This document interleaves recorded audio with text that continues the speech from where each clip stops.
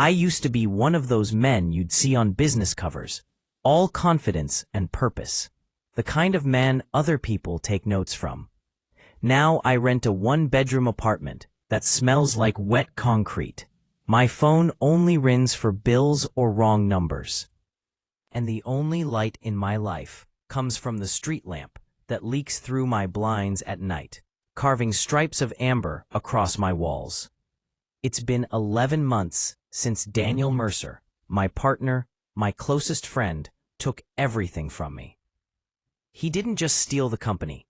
He rewrote the story, told investors I'd been funneling money, falsifying data, manipulating clients. He even hired a digital forensics team to find proof. The board turned on me overnight. My accounts froze. Reporters camped outside my apartment. And the worst part? He didn't do it alone. Lena helped him. She was more than my fiancée. She was the one person who'd seen me before the success, before I built anything worth taking. I met her back when I was nothing but ideas and insomnia. Turns out she was Daniel's reward, his parting gift for destroying me. The day I saw them together, something inside me didn't just break. It reorganized. You know how people say heartbreak makes you soft, sentimental, desperate. It didn't do that to me. It made me precise, cold. For months I tried to ignore it, told myself time would settle things, told myself the law would sort it out. But the city doesn't care about truth. It cares about power, and Daniel has plenty of that now. So I did what men like me do best when cornered. I waited. I watched. Most nights, I take the long route home from my night job at a logistics firm. There's a bar on 7th where nobody asks questions. The kind of place where the lights are dim enough to hide regret. That's where I first saw Daniel again. He was sitting in a private booth, laughing too loudly, wearing the kind of arrogance that comes with money you didn't earn. Lena was beside him, same red hair, same knowing smile. They looked untouchable. Something inside me whispered, soon. I didn't move closer. I didn't want confrontation, not yet. I just watched. Every gesture, every contact, every person who came to greet him. Information, I realized, was the new currency. And I'd spent too long being broke. That night I started keeping notes. Names, faces, places, times. I wrote them in a plain leather journal that used to hold my old company sketches. The irony made me smile. By the third week of watching, I knew more about Daniel's life than he probably did. He lived in the Upper District now, River Heights. A glass tower apartment overlooking the city. The kind you only get when you've sold your soul to shareholders. He had a driver, a woman on the side, and a pattern of meeting a certain politician every Thursday night at a private golf club. But the most interesting thing, he'd launched a new product under my original patent design. The same design that got buried after he ruined me. That was the spark, the one that turned curiosity into fire. I decided then that I wasn't just going to hurt him. I was going to dismantle him, piece by piece, the same way he did to me. Only this time, there would be no witnesses, no mistakes. It started small, a whisper here, a favor there. I still knew people in the tech industry, the ones Daniel thought he'd bought off. A few were still loyal, or at least nostalgic. One of them, a systems engineer named Ravi, told me something useful. Daniel's company servers had a security gap. A legacy system I designed years ago. I almost laughed. He built his empire on my foundation and never fixed the cracks. For weeks, I worked in silence, slept during the day, coded at night. I turned that gap into a window, then into a door. Soon I was inside their network, watching everything. The financial transfers, the internal emails, the contracts that could ruin careers. But I didn't strike. Not yet. Revenge, I learned, has its own rhythm. Too fast, and it loses weight. Too slow, and you start to rot inside. So I waited for the perfect note, the moment when Daniel would be at his highest, so the fall would echo loudest. One night, as I scrolled through their internal communications, I found something. A draft proposal between Daniel and a pharmaceutical conglomerate. A merger deal worth over $300 million. It was scheduled to be signed in less than a month. The irony didn't escape me. The deal was built around my prototype, the one that could have changed everything for us if he hadn't destroyed me first. I sat there, staring at the screen, the city lights blinking through my blinds, like they were watching. For the first time in months, I smiled. This was it. This was where his empire would crumble. The next few days passed in a blur of planning. I started dressing better again. Shaved. Bought a cheap suit that looked more expensive than it was. You'd be surprised how invisible confidence can make you in the right room. My first stop was a journalist I used to work with, Mara Ellis. Investigative. Sharp. The kind of person who still believes truth has a pulse. We'd burned bridges once when she ran a story I wasn't ready for. But people like Mara, they remember who fed them the good stories. When she opened her office door, her eyes flicked with recognition. "Ethan Cole," she said. "I thought you vanished." "Almost," I told her, "but I came back with something better than an apology." I slid a USB drive onto her desk. "It's proof Daniel Mercer built his company on stolen research. Mine. And he's about to defraud a major pharmaceutical merger." She hesitated. "You realize this kind of thing? I know what it is," I said quietly. "Just wait a few weeks before you publish. I want him to think he's won first." Her eyes narrowed. "You're playing a dangerous game." I smiled. "That's the only kind left." That night, I stood on my balcony, looking out over the city, the same skyline that once promised success and now whispered betrayal. Below me, traffic moved like veins of light. Somewhere out there, Daniel was probably celebrating another empty victory. But I wasn't angry anymore. Not the kind of anger that shakes your hands or burns your throat. This was different, colder, controlled. I poured myself a drink and watched the glass catch the light. There's a certain moment when revenge stops feeling like an idea and becomes a mission. For me, it was that night. I realized I didn't want him to die. I wanted him to live long enough to understand what it feels like to lose everything you think makes you untouchable. And so, I began. I reached out to Ravi again, asked for one more favor. Together, we built a quiet little algorithm buried deep inside Daniel's system, something invisible, patient. When triggered, it would rewrite key transaction logs, redirect funds, and expose hidden offshore accounts. When the merger date arrived, the algorithm would activate, just as the signatures hit the page. By the time anyone realized what was happening, Daniel's empire would be a scandal headline.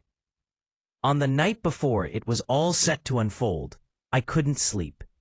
The city was quiet, except for the low hum of distant trains and the hiss of rain on asphalt. I sat by the window, watching drops slide down the glass, each one blurring the world outside into streaks of motion. Somewhere deep down, I knew I'd crossed a line. But I also knew I'd never sleep peacefully until I did. I thought of Lena once, for a brief moment. Wondered if she'd stay beside him when the world found out what he really was, after the algorithm went live and the merger collapsed in a spectacular public wreck. The city changed toward me again. Not with kindness, not with warmth, with a new kind of attention. People pointed, journalists interviewed me, and Daniel had to answer questions that used to be his to ask. The board froze him in place. Regulatory agencies swarmed his offices, and his bank accounts were scrutinized until every offshore shadow was lit. It should have felt like satisfaction. It didn't. It felt, to be honest, like an opening, like a door that swung inward and showed more rooms than I expected. When the dust settled, Daniel's company was a bleeding thing. He was still powerful, legally insulated in places I couldn't reach, but he was vulnerable in ways new power never had to be. And vulnerabilities are like landmines. Once you see one, you keep looking for more. So I built the next sentence. I could have let the state take him apart, let the press do the chewing, but that would be sloppy. It would leave loose threads. I wanted him ruined in a way that was precise and personal, not merely stripped of assets. I wanted him to feel it in the quiet places, the small humiliations that cut deeper than headlines. I wanted his sleep to be a ledger of losses. I wanted the people who had smiled when he walked into a room to think differently when he left. To do that, I needed people who could move inside his circles, people with access, with subtlety, who understood how private life looks to corporate power.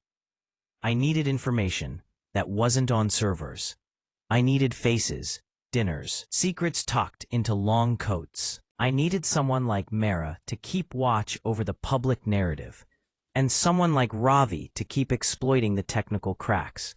But I also needed an asset that could walk into his life and breathe. That's where Jonah came in. Jonah is a fixer the city keeps in its shadow pocket. He wears the kind of clothes that don't draw attention and carries the calm of someone who's been paid to make problems disappear for 20 years. He found me at a service elevator 2 weeks after the merger fallout, polishing a brass plate for the property management company and looking like a man who had nowhere to be and nowhere to hide.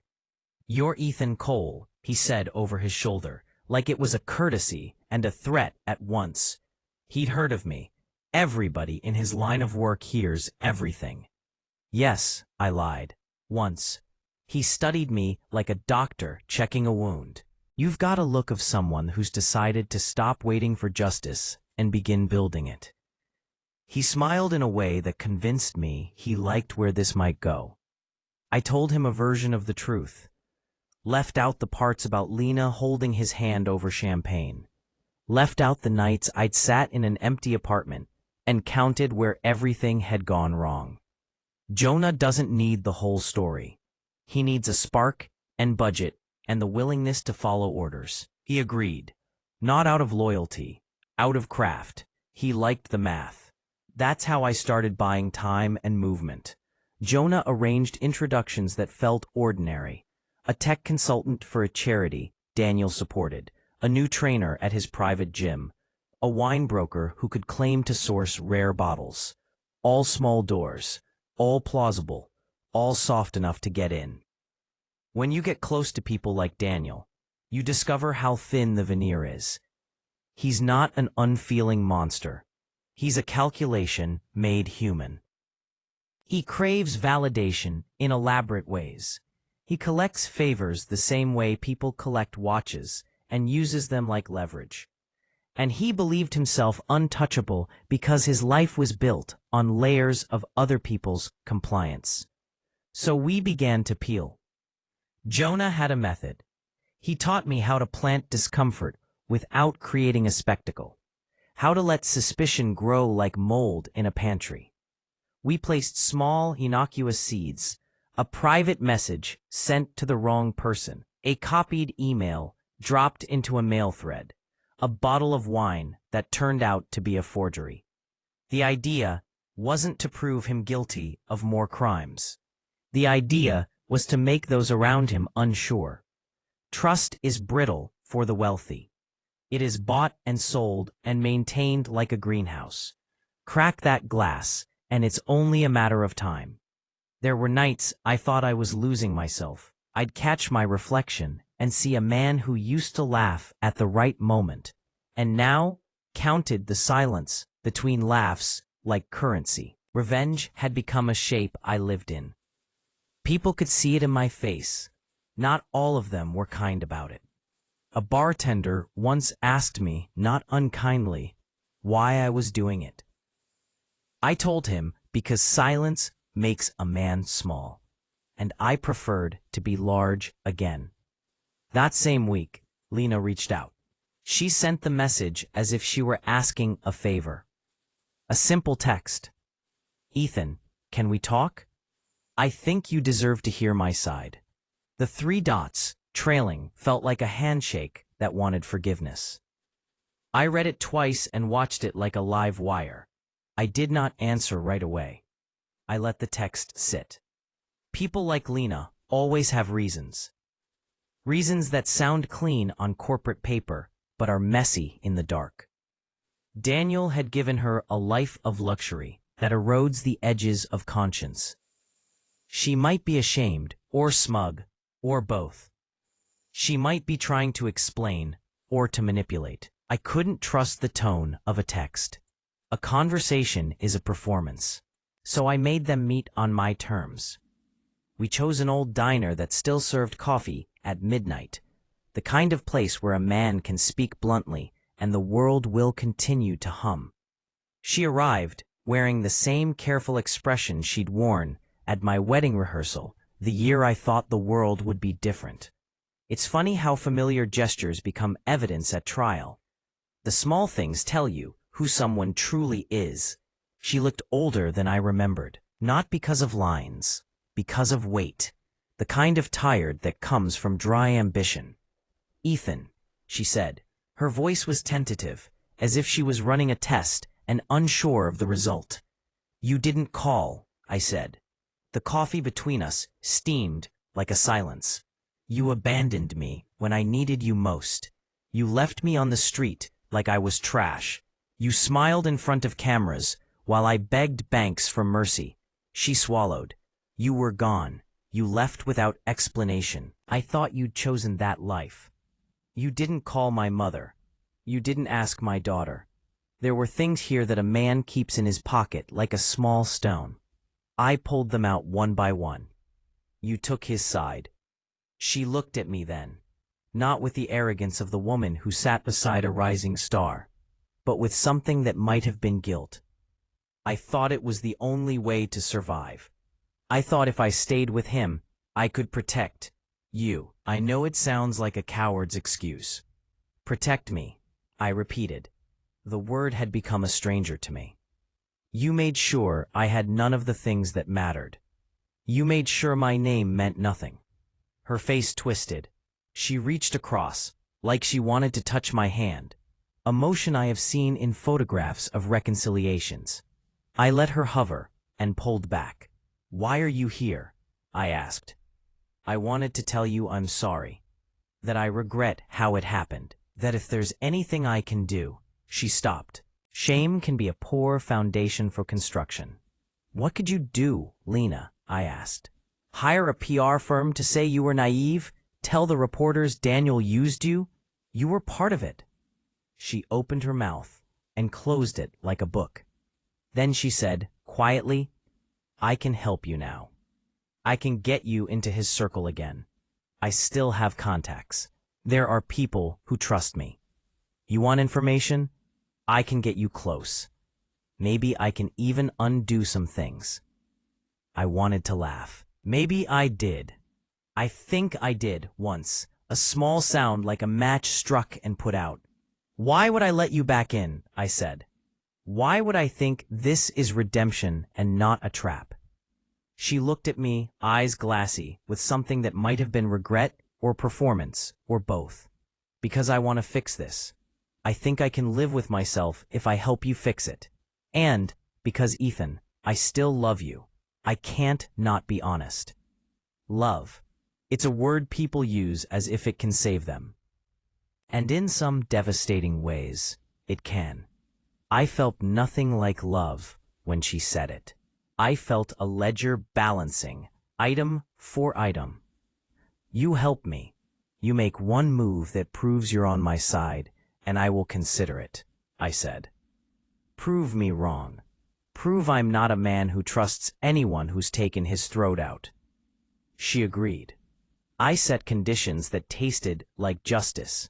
No public statements, no leverage, no more lies. She would introduce me as a consultant, a harmless, invited presence.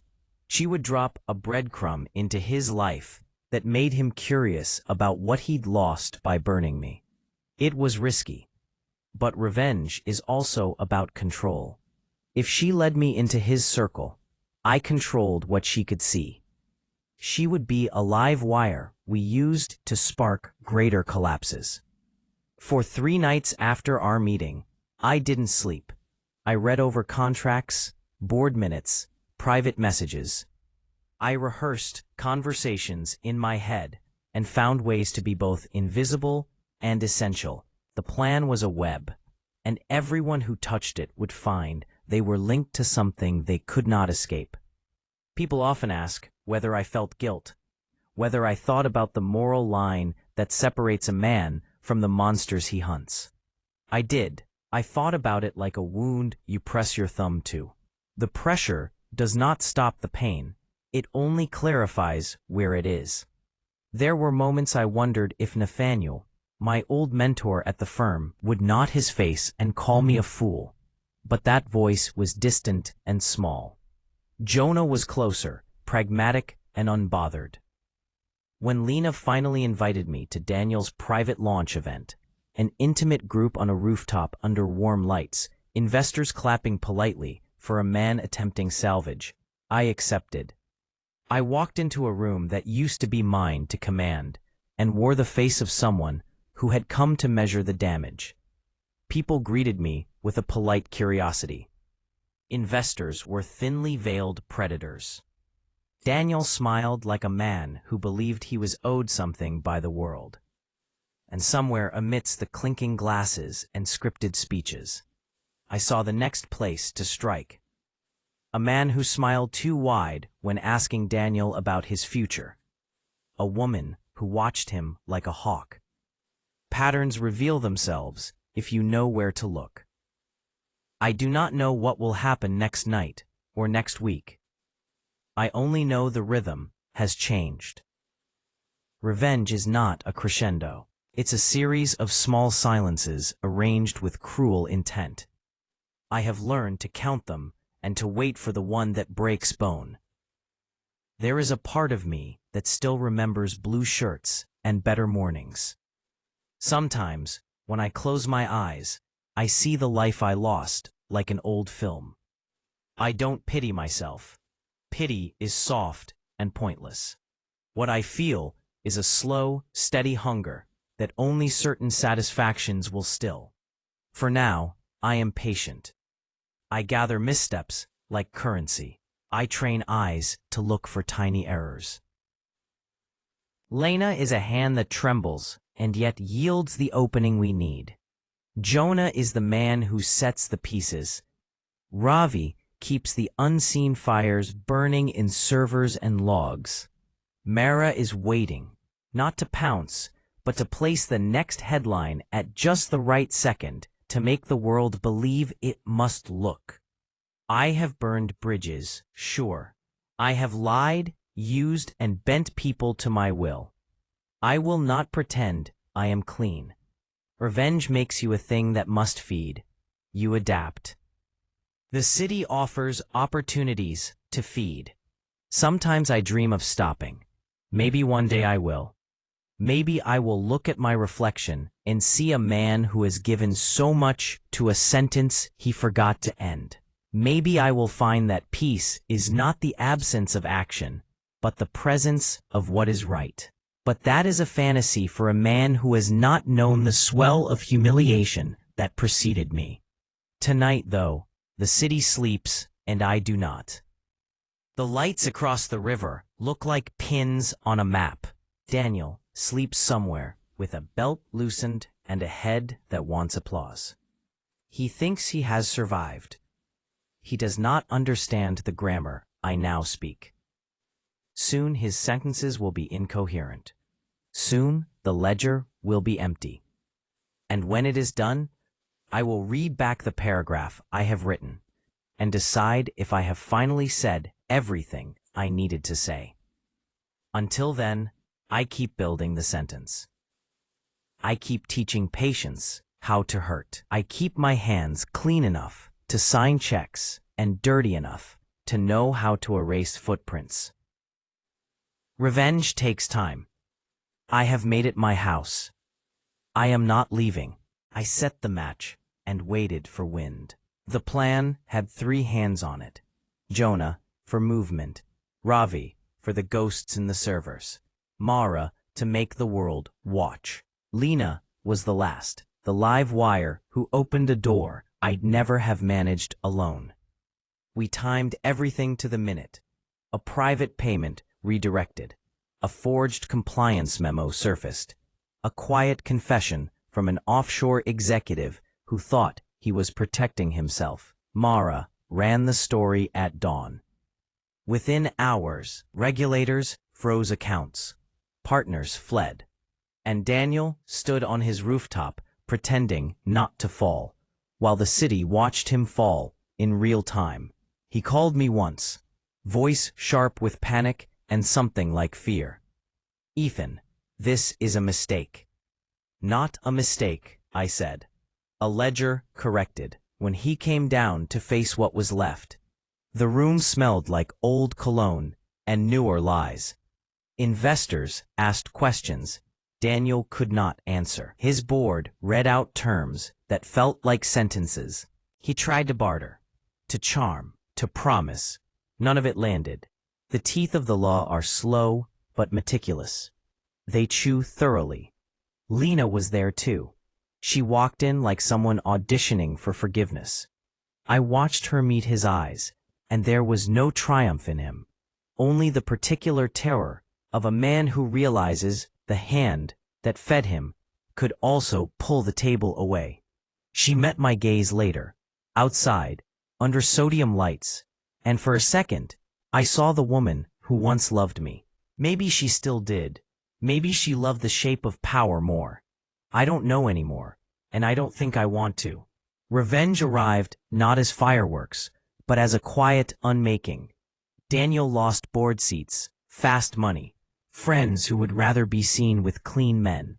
I watched him count what mattered and find it gone. That, to be honest, was the part that steadied me.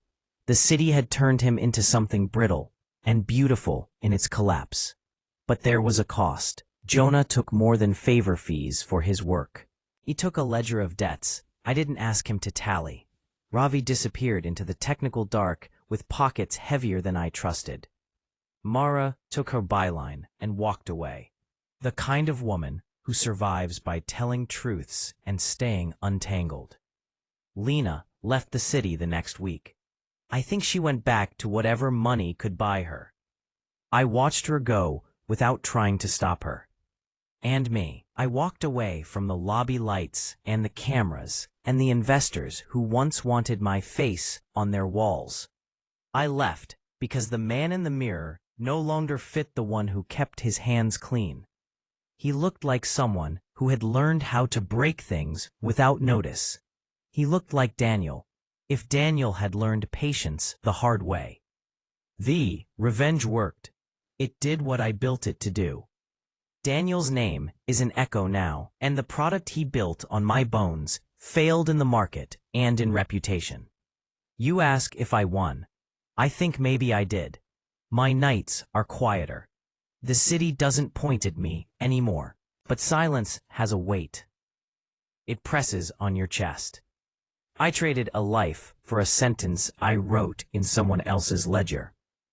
It reads clean, precise, final. Sometimes I wonder whether doing this saved me or buried the man I used to be. I walk streets I once thought small. The lights keep moving, indifferent. I keep moving too, because movement is its own kind of mercy.